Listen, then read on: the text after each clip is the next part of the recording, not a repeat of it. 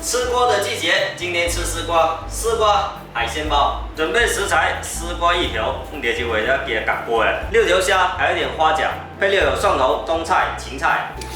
丝瓜先来把它削皮，再把它斜刀切小，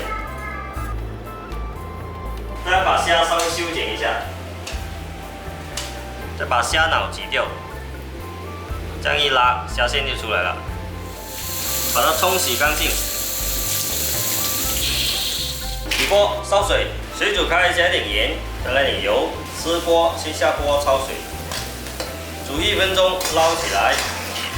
花甲跟虾也倒进去，虾烫定型就可以了。花甲煮开就把它夹起来。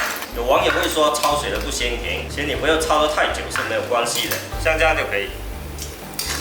花甲开了，把它倒出来。重新起锅烧油，炸锅烧热，下点油，把蒜末倒进去，蒜末炒出香味，下冬菜，把丝瓜倒进去，花甲、虾，拿个筷子把虾稍微摆整齐一点，再加入1勺高汤，盖上盖子让它煮5分钟。